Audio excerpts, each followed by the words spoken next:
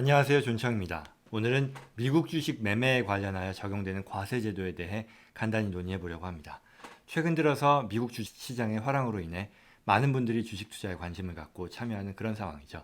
그러다 보니 이와 같은 주식 매매에 적용되는 과세 제도에 대해 궁금해하는 분들도 많은데요. 오늘은 이에 대해 간단히 논의해 보도록 하겠습니다. 본격적으로 들어가기 전에 이 내용은 개인의 주식 투자와 관련한 세법 규정에 대한 논의입니다. 법인은 이제 어차피 주식 매각 차익이건 아니면 일반 영업 활동으로부터 나오는 이익에 대한 과세이건 간에 같은 세율의 적용을 받습니다. 그렇기 때문에 뭐 많이 다룰 만한 내용은 상대적으로 없는 거고요.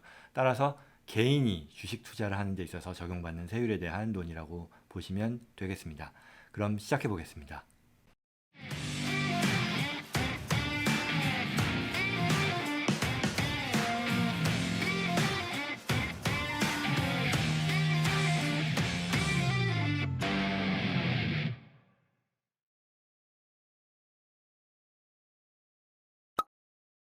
우선 주식 투자 관련해서 세금 세 가지를 살펴볼 수가 있겠는데요.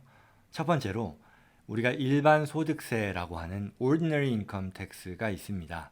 우리가 매년 근로 활동을 통해서 받는 급여라던가 아니면 사업 소득에 적용되는 세율이라고 할 수 있겠고요.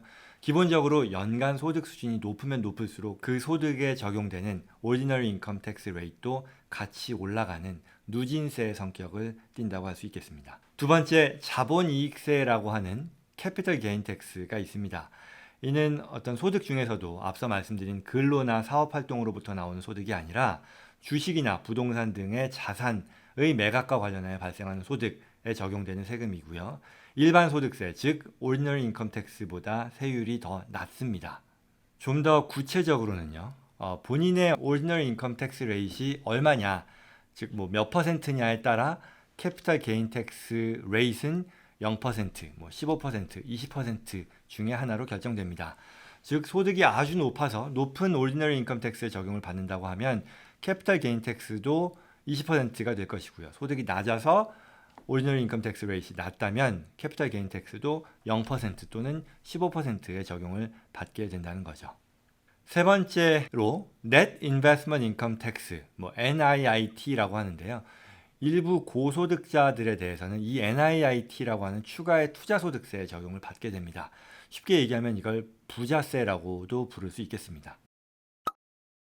자, 이제 주식 매각과 관련하여 적용되는 과세의 기본 규정 4가지를 살펴볼 텐데요. 첫 번째 규정으로서 보유 주식을 얼마 동안 보유했는지에 따라서 구분을 짓고요. 1년 이상 보유한 주식으로부터 나오는 이익을 Long-Term Capital Gain, 뭐 손실을 Long-Term Capital Loss라고 하고요. 1년 이하 보유하는 주식으로부터 발생하는 이익을 Short-Term Capital Gain, 또한 로스를 Short-Term Capital Loss라고 합니다. 두 번째 규정으로서요. 적용되는 세율에 있어서는 Long-Term Capital Gain은 Capital Gain Tax Rate에 적용을 받고요. Short-Term Capital Gain은 Ordinary Income Tax에 적용을 받습니다. 즉 장기 보유의 경우에 더 좋은, 말하자면 더 낮은 세율에 적용을 받는데 반해 1년 이내에 매각해서 나오는 그와 같은 short-term capital gain에 대해서는 높은 세율인 ordinary tax rate에 적용을 받는다는 그런 뜻입니다. 그리고 세 번째 규정으로서요. 주식 매각 손실은 주식 매각 이익으로 상쇄를 할 수 있습니다. 즉 매년 뭐 여러 번의 주식 거래를 통해서 손실이 발생을 하기도 하고 이익이 발생하기도 할 텐데요. 이와 같은 손실과 이익은 다 합쳐서 순이익을 계산하게 되고요. 이 순이익에 대해서 과세가 된다라는 그런 뜻입니다. 그런데 예를 들어서 당해의 매각 손실이 아주 커서요. 매각 이익을 상쇄하고도 손실이 남을 경우가 있을 수도 있을 텐데요. 이와 같이 손실액이 남는 경우에는 첫 번째, 남는 손실액의 3,000불까지는 그 해의 일반 소득, 즉 오리지널 인컴이 있다면 그 금액을 줄이는데 추가로 사용할 수 있게 되고요. 두 번째, 그러고도 남는 손실 금액이 있다면 그 캐피탈 로스, 손실 금액은 향후 미래에 발생하는 캐피탈 게인을 줄이는데 사용할 수 있도록 인정해 주는데요. 이걸 캐피탈 로스 캐리오버라고 부릅니다. 마지막으로 네 번째 규정으로서 이건 다소 기술적인 내용이라 뭐 어려울 수도 있을 텐데요. 주식 매각 손실을 주식 매각 이익으로 상쇄하는 데 있어서 장기 보유 손실은 장기 보유 이익과 먼저 차감하고요. 단기 보유 손실은 단기 보유 이익과 먼저 차감하고 그 다음에 각각 장기, 단기에서 남는 금액들을 서로 비교해서 차감하게 된다라는 그런 규정입니다. 이게 어떤 의미가 있는지 대부분의 경우는 사실 큰 의미가 없는데요. 문제가 되는 거는 short-term capital gain, 즉 단기 주식 매각 이익이 높을 경우에 발생하게 됩니다. 즉 short-term capital gain이라고 하는 것은 앞서 말씀드린 대로 높은 세율의 적용을 받는데요. 그렇기 때문에 이 규정이 중요하게 될 수 있다는 거죠. 예를 들어서요. long-term capital loss가 40불이고 long-term capital gain이 50불이고 short-term capital gain이 20불이라고 하면 전체를 놓고 보면 손실이 40불, 또한 인컴, 게인이 70불이니까 30불이 넷 캐피털 게인이겠죠. 만약에 네 번째 방금 말씀드린 규정인 장기는 장기대로, 단기는 단기대로 하는 이런 규정 없이 마음대로 내가 할 수 있다고 하면 롱텀 로스인 40불을 숏텀 게인 20불을 먼저 없애는 데 쓰고 남는 로스 20불이라고 하는 것을 롱텀 게인 50불에서 차감하는 데 쓸 수 있겠죠. 그렇게 함으로써 남는 금액이 롱텀 캐피털 게인 30불만 남길 수 있을 텐데 이 세법상의 규정은 롱텀은 롱텀대로 숏텀은 숏텀대로 먼저 차감하도록 했기 때문에 이 규정을 따를 때에는 결국 이 남는 게인에 적용되는 세율도 유리한 캐피털 게인 레이트이 아니라 불리한 오리지널 인컴 텍스 레이트에 적용을 받게 된다는 그런 뜻인 거죠. 좀 어렵네요. 주식 매각과 관련하여 고려해야 되는 어떤 추가 사항으로서는요. 첫째, NIIT라는 게 있다고 말씀드렸죠. Net Investment Income Tax라는 건데요. 앞서 말씀드린 대로 고소득자들에게 적용되는 추가 소득세라고 할 수 있습니다. 부자세라고 부른다라고도 했고요.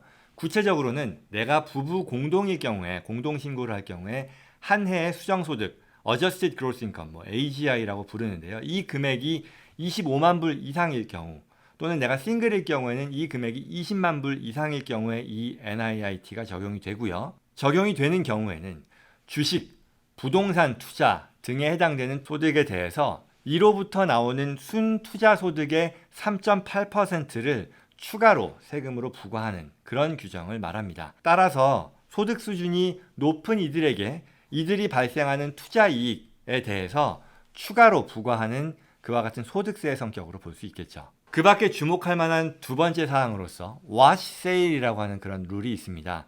이건 어떤 주식을 매각했을 때 손실이 발생했지만 그 주식을 그와 같은 매각 시점 기준으로부터 30일 이전 또는 이후에 다시 구입하는 경우에는 이 손실액을 인정하지 못한다라는 그런 규정을 말합니다. 예를 들어서요. 내가 애플 주식을요. 130불에 과거에 사서 100불에 매각을 했습니다. 그러면 이제 30불의 손실이 발생한 것이고 그만큼 다른 어떤 투자 이익에서 이 손실액 30불을 차감하는 데 쓸 수 있겠죠.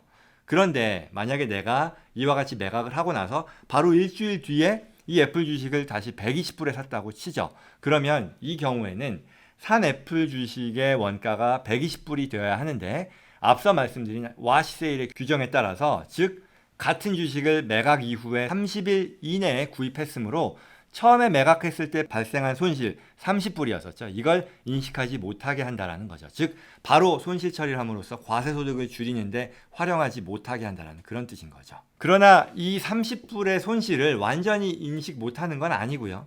새로 산 주식, 지금 120불에 샀다고 했죠. 이 120불의 주식 원가를 120불이 아니라 150불로 30불 높게 인식하게 해줌으로써 나중에 이 주식을 매각할 때 그만큼 과세소득을 줄이는데 활용할 수 있게 해줍니다. 즉 그 말은 나의 이 30불의 손실이라는 것을 완전히 잃는 건 아니고 나중에 그만큼의 혜택을 누릴 수 있다라는 그런 얘기겠죠. 이상 오늘 준비한 미국 주식 매각에 적용되는 과세 규정에 대한 논의였습니다. 물어보시는 분들이 많아서 준비를 해봐야겠다 했고 사실 시작할 때는 이 내용이 그렇게 어렵지는 않을 거라고 생각을 했는데요. 영상을 준비하다 보니 이 내용이 그래도 꽤 어렵게 영상 보시는 분들께서는 느낄 수도 있겠다 싶더라고요. 한 가지 다행스러운 점은 이 영상을 보는 분들 중에 이제 주식 투자를 하시는 분들은 대부분 모건 스탠리다, 찰스 슈왑이다라고 하는 제대로 된 주식 브로커리지 회사들을 사용하고 있을 텐데요. 그 경우에는 매년 본인의 주식 매매 실적에 대해서 앞서 얘기한 그런 규정들 모르더라도 이 브로커리지 회사에서 잘 계산해서 그 세무 신고용으로 요약된 서류를 제공을 해줄 겁니다. 따라서 내가 고민을 하지 않아도 되겠지만 만약에 내가 여러 회사의 주식 계좌를 쓴다거나 아니면 비상장 주식을 매매하는 경우라고 하면 방금 설명드린 이와 같은 세법상의 규정을 숙지하는 게 필요하겠다라고 하겠습니다. 그리고 이 내용은요, 당연히 세법상 미국 거주자들에게 해당되는 그런 규정입니다. 미국 주식에 투자를 하지만 예를 들어 한국에서 미국 주식을 투자하면서 이 영상을 보시는 분들은 제가 지금 설명드린 규정에 해당되지 않는다는 점 감안하시는 게 좋겠습니다. 마지막으로요, 부동산 투자나 이 운영과 관련한 세법도 이보다 더 다양하고 주식 투자에 관련된 세법보다 더 실무적인 도움이 될 수 있을 것 같은데요. 수준이 높아서 얼마나 관심이 있으실지 모르겠습니다. 댓글로 요청하는 분들이 많을 경우에는 이 부분에 대해서도 논의하도록 하겠습니다. 그럼 오늘 영상은 이것으로 마치겠습니다. 도움되었기를 바라고요. 저는 또 다음 영상에서 찾아뵙겠습니다. 고맙습니다.